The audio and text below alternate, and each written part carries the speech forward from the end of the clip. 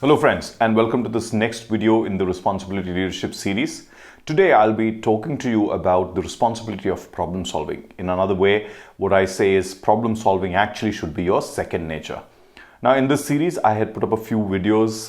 One was who is a responsible leader, and then another one was that leaders must act. Hope you've had the chance to review both these videos. They're very basic to this entire frame, and it'll give you a good context to understand today's video. Additionally, please do subscribe to my channel and set an alert for yourself.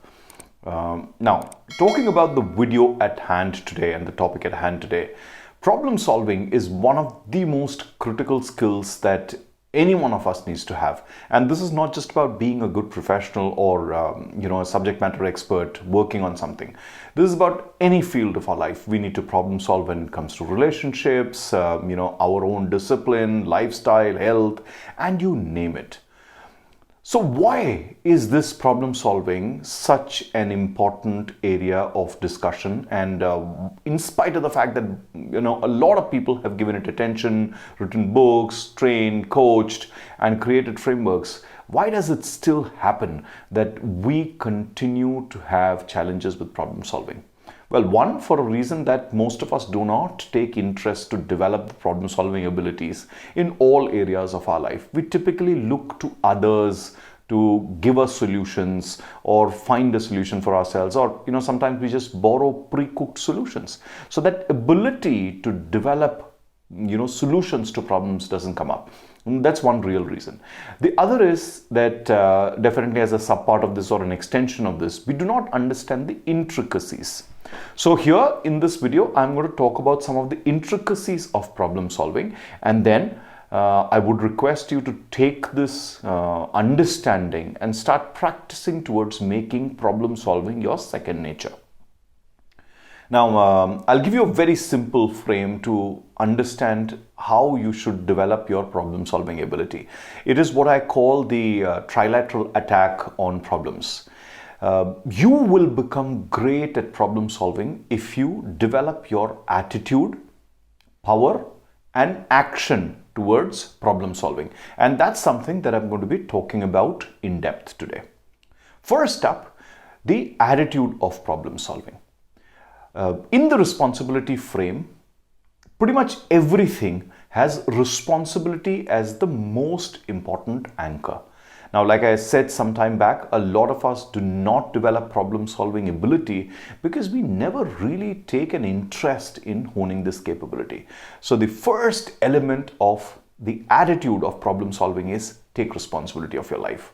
And take responsibility of literally every aspect of your life, whether it is about the food that you eat, or it is about your drive to work or somewhere, or it's about planning a vacation, or becoming the best in the industry that you work in, or becoming a great professional, great friend, great at the relationships that you have, pretty much anything.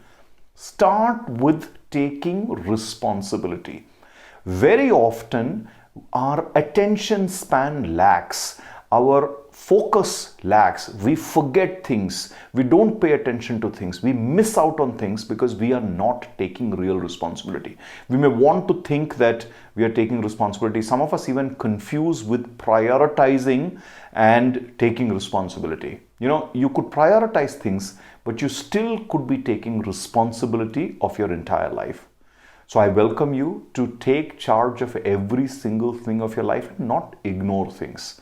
That's the first place where the attitude of problem solving will really develop and you will get things done. Now, this has to extend to the next important thing, which is knowing what you're supposed to do. And even in fact, not even doing, but really knowing what you're supposed to know really out there. And knowledge about things that influence our life and every aspect of our life, from our legal rights to how relationships work to how we could be the best at things, pretty much all of that. Very often when you ask people, who do you think are the best in the industry that you work, they will not have an answer because they don't care enough. Or you ask them a very simple question like, do you know what kind of awards are given to people in the field of work that you're in? They would not be able to tell you. Or ask them, What are the best magazines to learn from, or who are the most contemporary authors, or which are the most controversial thoughts in your industry? People would absolutely not know these things. And that's the sort of myopic education a lot of us have, exposure a lot of us have, and even interests. I would in fact say that if you really have the right kind of interest, you would know pretty much all of these things. Look at the best people. Their awareness levels about things is phenomenal. An example comes to my mind, absolutely extempore right now while I'm speaking. Sherlock Holmes. You watch any of those series produced on Sherlock Holmes or read the books, you would know that he understands everything about the crime-solving world. From attitudes of people, to chemicals involved, to procedures that people would take, to how lying functions, to finding the truth, to tracing someone. I mean, he's just phenomenal when it comes to that word. So you see, he's got a 360-degree understanding, and that's what champion professionals do. You look at some of the best researchers, PhDs, etc. They know what they're supposed to know. So that's the second invitation that I will give you when it comes to attitude. The third very important attitude is one of course correction. Now, you'll be surprised when I say this. Now, let me spend a little while talking about course correction. Now, we all know that our life is a series of events. So obviously, if a problem has happened, there highly likely is a situation where it is because of some choices that we made in the past. Take a simple example. You're going somewhere new and you get lost on the way while you're driving. Well, highly likely you either had the wrong map or you took a wrong turn or something. And then if that mistake has been made, you need to just course correct. A lot of people don't do that. Yeah, and getting somewhere would have been easy, but in relationships, do we course correct? In our career, do we course correct? In our education, do we course correct? In the way we do our businesses, do we course correct? A lot of times we don't completely course correct. We just look for a patch or a solution that will get us by, get us out of that problem. Another way this is referred to is finding the root cause and eliminating it. And this is a very important attitude that we need to cultivate. So I'm going to invite you to start cultivating this attitude of finding the root cause of anything, or how something really works and how something really ticks, and get it going. And that's when you will start mastering the art of course correction. And if you're really good at course correction, you would also not shy away from taking responsibility and saying that hey, listen, yes, I messed up, I'm going to correct this. And do you realize that this brings me back to the first point of attitude that I started talking about, which is taking responsibility. That's how interconnected these three wonderful points are. So cultivate this attitude of problem solving. Take the responsibility of your entire life, know what you're supposed to know, and learn course correction. And that sort of brings you back to the point of taking responsibility again. So again, this is another one of those tripartite attacks on problems. Now to the second part of really becoming powerful at problem solving, the power of problem solving. What is that? Each one of us has been endowed with the capability to think, and this is very fundamental to human beings. We can think, we can reason, we can decipher things, we can understand things, comprehend things, yeah. And that understanding that we have, or the ability to decipher things, is what is our real power in dealing with this world. And which is one of those reasons why human race has been able to invent so many things, discover so many things. It's because of this power to think. Now, when it comes to problem solving, I will encourage you to start developing the capability to think holistically. And this actually means being able to apply logic and also emotions to our life. Like a simple problem that you take, let's say you're deciding to buy a car. Now, logically, you have found out all the good things that are there with the various brands and what's missing. But ultimately, after figuring out the logic of everything, you may still take an emotive decision. You may say that I like that particular SUV, that particular color, and that particular model of that car. And this is where you're combining logic and emotions to make a great decision. What if you were to make all your decisions in this way? In fact, there are even those gurus of management and psychology, etc., who've sometimes talked about the very capability of someone to intuit decisions. They say gut feel, etc. And so what's that feeling that's coming from inside us? So when we are able to take the logic of things and the feeling of things and combine them together, that's when our thinking becomes really holistic. And this is a great thing that we need to develop and a great power that we need to unleash so that we become really good at problem solving. What you'll also realize is that if you develop this ability of thinking holistically, it's not just problem solving that you will be good at. You'll become good at conversations, creating relationships, getting things done, and moving ahead in life. So it is actually something that will create all-round progress for you. Now, as you begin learning to think holistically, another thing that you have to learn to do is generate options. People who are great at problem solving, people who are good at creativity, ideation, they are fantastic with creating options or generating options. Options that will work, options that will get us right to the end. Sometimes some of these options are about progressing. Sometimes these options are about closure. And sometimes some of these options are, things which can help you solve the problem end to end. Whichever way, whether it is to start off with something, to build something, close something, or it is something that governs everything holistically, you have to learn to generate options. You have to learn to understand what's my, course of action A, course of action B, course of action C, the different ways you can get things done. Like if you have a project at work, what are the different approaches that you can take to get there and get the job done in a stellar fashion with quality? Or if there is something that is stopping you in between whatever you're doing, or if there is a relationship that needs mend, what are your options? How can you go about doing this? Or if you're negotiating to close something, what are the different options that you can have? And that thinking capability is something that you need to have. In my opinion, these first two things, which is thinking holistically and generating options, is one of the greatest areas of development for a lot of people. And why? Because we have very low attention spans, we have a huge amount of distractions that we have. And in the name of focus, we sometimes go hyper focusing on a few details, ignoring the others.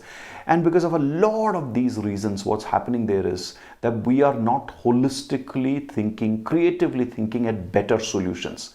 And it's also a habit that we need to have to keep on asking ourselves, what else is possible? How can this get better than this? What is the next best thing to do? Where do I need to go next with this? How am I going to improve this? Those kind of things. Now, having had this, it's very important for us to also do reality testing. And reality testing is when we will test our thinking and our option generation into the very situation that we are living in, with respect to the resources that we have, the time that we have, and the other complications that are there when a problem-solving situation presents itself. Through reality testing, we are able to completely grasp the nitty-gritties of how we can go about solving a problem. And even during the course of problem solving, when you have generated options and you're getting into doing things, you may need to change course, make a few corrections, etc. And that will again take you forward and get you to think holistically and again generate options. So if you see again, these three factors that I spoke about, which is unleashing the power, again are like a triangle connected to each other. When you think holistically, you're able to generate options. From the options that you generate, if you do reality testing, you're again able to understand what will work practically and what will not work practically. And then if there is something that is not working, again, you go back to thinking holistically, generate options and solve the problems. So that's how you develop the power of problem solving. Now, thinking part done, testing part done, the rubber meets the road if you also master the actions of problem solving. Now, in mastering the actions of problem solving, each one of us requires certain amount of discipline, courage, and grounding to get things done. And where are these elements of courage and grounding, etc., going to come from? They're going to come first from the practice of decision making. Each one of us needs to have certain ways to decide from all the options that we have, from all the reality testing that we have done. What is the optimum solution that I can implement in any given situation? Now, again, remember, I carefully use the word optimum, not the best. In life, in practical situations, we may always not be doing the best things. But to keep things moving, we may mostly be doing an optimum thing, and which is where decision making has to take that into consideration, that maximizing on the time, cost, resources, etc. that's available. What's the optimum decision that I can make? And once a decision is made or is about to be made, we need to also understand the second pillar, which is gathering the right resources to get things done. Sometimes these resources are partners or support that we need, and sometimes these resources are actually hard tools and raw materials, etc., to get whatever we need to get done. And once the resources are assimilated, or if there is something that is missing, resources have been arranged, we need to take action for closures or follow things through. So deciding things requires a whole host of courage and moving forward and figuring out things and taking a stand. Gathering resources often requires a lot of grounding to make sure that you assess the situation and find what is required. It also requires a little bit of resourcefulness, and when taking actions for closure comes in, it requires a lot of patience, persistence, etc. to get things done. So if you do these three things, it'll complete the trilateral attack on problems. So going back, learn and master the attitude, unleash the power, and take action to get things done. And that's when we really are able to handle problem solving. But now everything requires standards. So does problem solving. And in this final section, let's explore a little bit about some of those standards that we need to uphold. One of the first and foremost things that we need to do is that whenever we are problem solving, let's first understand what do I need to do in the here and now. And that essentially means that how can I stop further damage, or take quick control of the situation, or make my presence felt, or quickly understand the situation and how I need to go forward, etc. So that sense of here and now, that being in the situation and being fully anchored in the situation, being mindful towards what I need to do.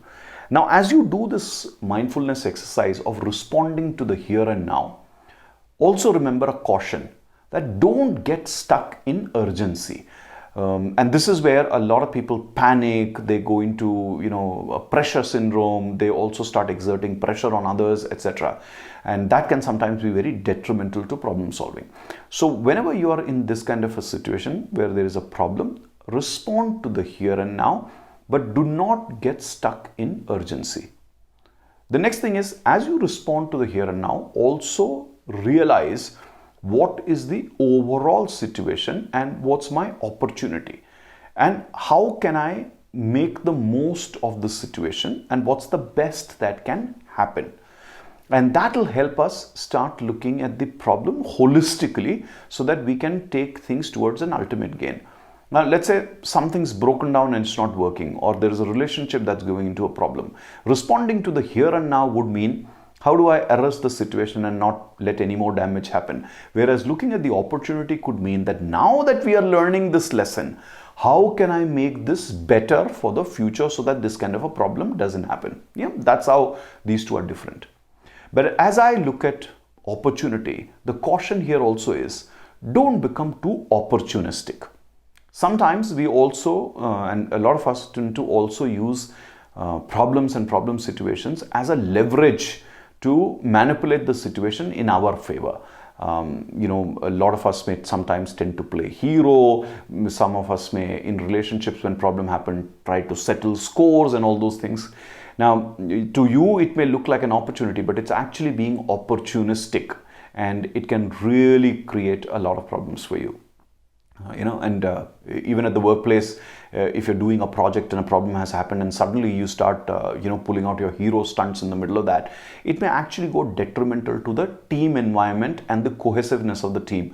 So you may solve the problem, but you may come out in the situation that others may not trust you anymore, and which is where look at the opportunity, but don't become opportunistic.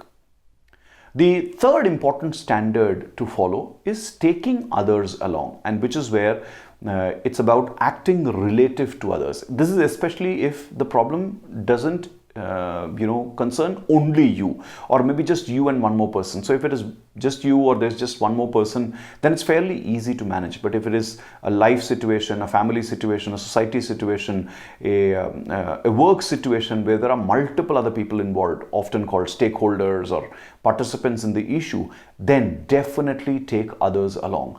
Don't be in a situation where you rush off with a solution of your preference or whatever you have, or your urgency syndrome to get it off your head, and others get the feeling that they are left behind. But a caution here, as you do this, don't overtly get into an angle of pleasing others or throwing away your worth, or just to solve the problem, bending over backwards so much that, proverbially, it sort of breaks your back. So don't get into that proverbial solution or situation of destroying your worth. Now, the next thing that you need to look at is building on your positives. And that positives are what? Every situation's got a grace. Everything's got something good that's been happening. And that good has to be always taken care of. And you cannot throw out the baby with the bathwater, like they would say. Yeah. So if there is something good in the environment, something good in the relationship, something good in the project or the work that you're doing, then in that scheme of things, make sure that you retain that positive and build upon that positive. And it's very important because foundations cannot be ignored. Yeah. So when you're problem solving, always keep this in mind. But in looking at the positives and preserving some of the heritage or where we are coming from or the foundation, also don't lean too much towards letting the old stay and forgetting about novelty. Novelty is sometimes valuable. So create something new, create something powerful, and take the situation forward so that you can create much more value. And if to create much more value, taking along the positives and building on is good, wonderful. If to create value, reinvention is good, then create something novel. Yeah. But amongst all of these things, the fifth and fairly critical one is do solve the problem. Yeah. So, while you are looking at the here and now, while you're looking at the opportunity, while you're taking others along, building on the positives, etc., there will be a lot of intermittent gains that you will get. Small little toll gates or milestones that you will cross. Now, as you cross those milestones or toll gates, celebrate, but just don't get so lost in the celebration that the overall problem, sort of seems to go away. And this can happen in relationships, at work, and everywhere, where, when you sort of start solving a problem, everybody gets into a comfort zone and you think that, the rest of it will sort of work itself out, or, you can just wish it away, etc. May not happen. So if you define that the problem was A, B, C, D, and A and B is giving you comfort, don't go away and throw the opportunity to solve the whole thing. Stick to the solution till you get done all the way to D, So if A, B, C, D was the problem, A, B, C, D needs to be solved. Don't stop till then. And if you discover one or two more things while you do this, solve them too. That's where I say solve the problem. But very important for you is to know what's the real problem. Yeah? And that's something that you need to uphold as a standard. In our urgency, in our rush, sometimes in our stereotypes and biases and unconscious biases especially, we very often can look at a problem in a very wrong way. So, like in a relationship, the problem may actually be you, whereas we blame others. Or the problem could be that you're not giving it enough time or contribution, etc. That could be the problem. Like in one of my videos on a relationship, I had spoken about a hack that bring harmony, attention, contribution, and kindness into a relationship. So if some of these things are missing, and you're trying to fix the current conflict, the conflict may solve, but the real problem is not that, and the problem may reoccur. Or at work, you may patch through a project, you may get something done. If the real problem is your lack of expertise, or a tool, or a framework, or a certain policy or procedure, or a cultural tenet lacking from the organization, the problem is going to come back. You're not solving the real problem. And this is where a lot of us also have a band-aid syndrome in life, where we just do a little bit of a patch-up work and then don't solve the real problem. So again, I would say this: solve the problem, but know what's the real problem that needs to be solved and solve that. And don't solve some illusionary symptom of the problem. And the last thing, or the last standard that you need to uphold, is while you're building the solution, and even after you have made the solution possible, prevent or guard against relapses and slips. And this is very important because a lot of solutions may not be permanent. A solution of today can give rise to a problem of tomorrow. So maintain your eyes on the solution long enough so that you can find out any alignments that you need to make or enhancements of the solutions that you need to make, so that as soon as you're done with the solution and you sort of lower your guards, a slip or a relapse doesn't really happen. So make sure that you do that additional check when you're solving a problem. And sometimes it's also important to understand the contrary, that just reinvent the wheel rather than only making it better. And to ensure relapse doesn't happen, a complete design change, a complete paradigm shift, a complete ground up solution, a complete creation of foundation to the edifice itself may be required. And that's where, if reinvention is the real thing to do, then don't just problem solve, go ahead and reinvent. So that's all that I had to cover today. Hope this has been helpful for you. It is a very big subject, so do take your time to watch this video a few times over, and if you want to interact with me to understand deeper, do reach out to me. But like I said, in the responsibility leadership frame, please make sure that you unleash the attitude, the power and the action of problem solving, and you uphold all these standards. Thank you for listening to me today. Do subscribe to my channel and set an alert for yourself, and also leave your comments after you watch this video. Thank you again for listening to me today.